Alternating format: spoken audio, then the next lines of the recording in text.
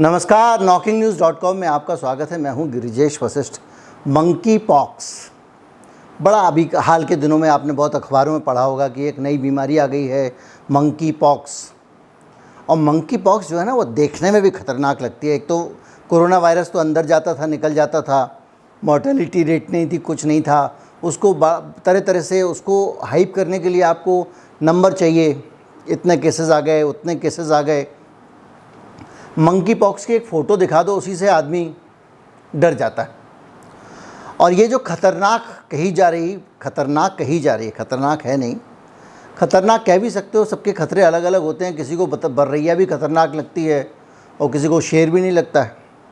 तो बहरहाल इस बीमारी के कारण सनसनी फैल गई है और अब इस पर एक नई बहस भी खड़ी हो गई है।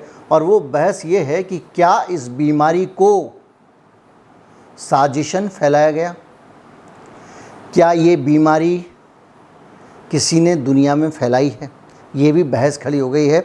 अब बहस किसको आप मानते हैं, WHO जिसको कहेगा वही बहस मानी जाएगी, या सब बातें जो हो रही हैं उसको बहस माना जाएगा, एक बड़ा सवाल है। जो भी हो, आज हम इसी पे बात करेंगे, मंकी पॉक्स के बारे में जानेंगे, समझाएंगे, इससे कितना डरने की ज़रूरत है ये भी बात करेंगे, और भी बहुत सारे पहलू इसमें कवर करेंगे।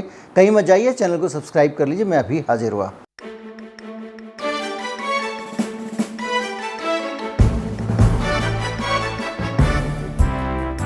हमारा अपना व्यापारिक मित्र चीन, और चीन में लगातार ये आरोप लगाया जा रहा है कि मंकी पॉक्स हो ना हो अमेरिका ने फैलाया है, और अमेरिका पूरी दुनिया में मंकी पॉक्स फैला रहा है। और इसके पीछे फार्मा लॉबी का भी हाथ हो सकता है। जैसे ट्विटर है ना, ये चाइना जो है बड़ा तेज़ है। इसने ट्विटर, फेसबुक को ज़रा थोड़ा सा लॉन्ग शॉट में रखा है, दूर रखा है, इनको घुसने नहीं देता अपने यहाँ। गूगल को भी उसने सब अपना अपना बना लिया है। तो उसने अपना ट्विटर भी बनाया हुआ है, और उसका जो ट्विटर है उसका नाम बीबो है। और बीबो पे लगातार एक ट्रेंड चल रहा है, और कई सारे ट्वीट, सारे हज़ारों में, लाखों में, जिसमें ये बताया जा रहा है कि ये जो मंकी पॉक्स है ये अमेरिका से फैलाया गया है। एक डिजाइनर डिसीज़ कुछ लोग इसको कह रहे हैं, कुछ लोग कह रहे हैं इसको गेन ऑफ फंक्शन से तैयार किया गया है, मॉडिफाई करके। जो बंदर का वायरस था, जूनोटिक वायरस है ये, और इसको आदमी के लिए बदला गया। ये ठीक वैसे ही आरोप हैं जो आरोप कोरोना वायरस के लिए चीन पे लगते रहे हैं, कि वुहान जो इंस्टीट्यूट ऑफ वायरोलॉजी है वहाँ पे चमगादड़ के वायरस को गेन ऑफ फंक्शन जो है वो प्रक्रिया से उसको बदल के आदमियों के लिए ख़तरनाक वायरस बनाया गया। ये बातें चल रही हैं, और इस बीच में अमेरिका के ऊपर सीधे सीधे चाइना में ये आरोप लगाया जा रहा है। अब आप इसको कह सकते हैं कि चीन का बदला, आप ये भी कह सकते हैं, हो सकता है, कुछ भी हो सकता है इस दुनिया में। और ख़ास तौर पे जिस तरह के षड्यंत्र और सारी चीज़ें हम सुनते रहते हैं, रूस को लेके, इसको लेके, पुरानी बात है, उसमें लगता है कि भाई बड़े बड़े देश और ख़ास तौर पे सरकारें कुछ भी कर सकती हैं। दुनिया की सभी सरकारें कुछ ज़रूरत से ज़्यादा ही तेज़ होती हैं, और इतनी ज़्यादा आगे जाकर वो खेल करती हैं जितना मनुष्य अंदाज़ा नहीं लगा सकता। इसी तरह से उद्योगपतियों के खेल होते हैं, इंडस्ट्री के खेल होते हैं। तो ये जो है वो लगातार ये जो आरोप लग रहा है अमेरिका पर कि वो मंकी पॉक्स फैला रहा है, और इस आरोप की जड़ में तरह तरह के तर्क हैं, तरह तरह के कुतर्क हैं। हम कुछ नहीं कहने वाले हैं कि कौन फैला रहा है। और इसमें लगातार WHO की तरफ से भी बहुत सारे अलग अलग मुख्तलिफ़ टाइप के बयान आ रहे हैं, अलग अलग। कोई कुछ कह रहा है, कोई कुछ कह रहा है। उसमें एक साइंटिफिक एडवाइज़र हैं, और वो ये कह रहे हैं कि 2 जगह रेव पार्टी हुई थी, और इसमें जो समलैंगिक संबंध बनाए गए इन रेव पार्टीज़ में, रेव पार्टीज़ का मतलब ज़रूरी नहीं है कि समलैंगिक संबंध वहाँ बनाए जाएं, लेकिन ये ऐसी पार्टीज़ थीं जो बहुत वर्ल्ड लेवल की पार्टी, हज़ारों लोग जिसमें इकट्ठे हुए थे, और इन पार्टियों में समलैंगिक संबंध बनाने की छूट थी, और वहाँ पे ये बीमारी फैली। तो इस बीच में आपको बता दूं कि मंकी पॉक्स की स्थिति जो है वो क्या है, वो कहाँ से फैला, वो एक अलग बात है। लेकिन ये एक चीज़ है कि अभी तक वो 15 देशों में पहुँच चुका है।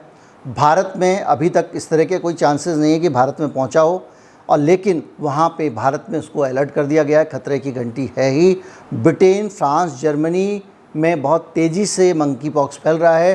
15 देशों में ये जा चुका है। कोरोना के बाद मंकी पॉक्स के फैलने की खबर दुनिया के लिए अच्छी नहीं है, क्योंकि अगर ये बीमारी ज़्यादा फैलती है तो फिर से सरकारें तरह तरह के अपने प्रबंधन करेंगी, लॉकडाउन ये सब लगाएंगे। लोगों की ज़िंदगी बड़ी मुश्किल हो जाती है सबके बीच में। और यही वजह है कि हर तरफ अलग अलग तरह से अलर्ट बना हुआ है और एक खलबली है और एक एंग्जाइटी है। हालांकि इस बीमारी में डरने की कितनी बातें, इसकी भी हम चर्चा करेंगे। सबसे ज़्यादा कहर इसका यूरोप में है और यूरोप पहले ही युद्ध में झेल रहा है। अमेरिका की शर्तों को अमेरिका ने प्रतिबंध लगाए और रूस का तो कुछ बिगड़ा नहीं, उसका तो रूबल महंगा होता जा रहा है। वहाँ वो गैस को और दूसरी चीज़ों को परेशान हो रहे हैं।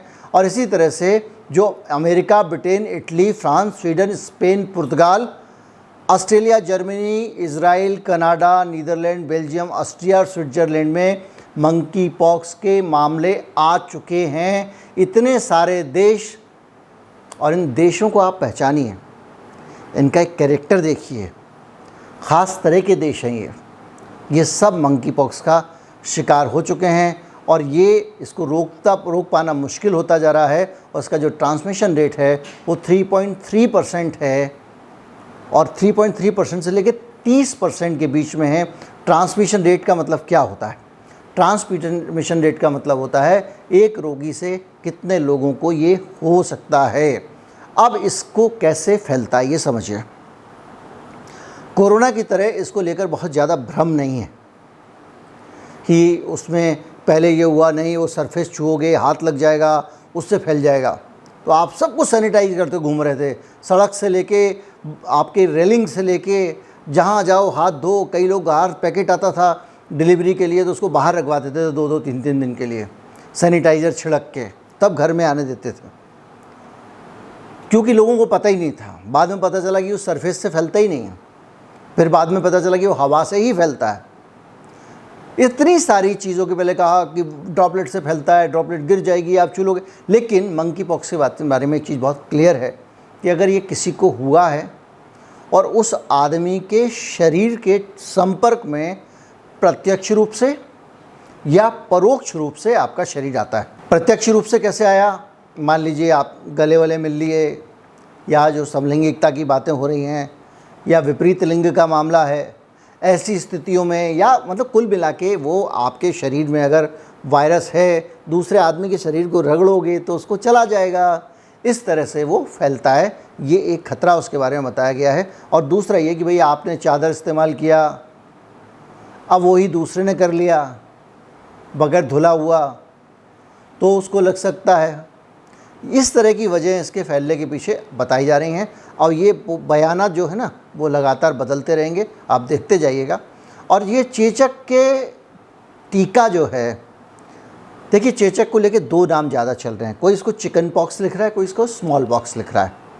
जिन लोगों को नहीं पता उनको बता दूं कि भारत में जो बड़ी माता होती थी, जो चेचक होती थी, वो स्मॉल पॉक्स कहलाती थी। और जो चिकन पॉक्स है वो खसरा कहलाता है, जो अभी भी है, जो अभी पूरी तरह से ख़त्म नहीं हुआ है। तो ये उसकी तरह से होता है।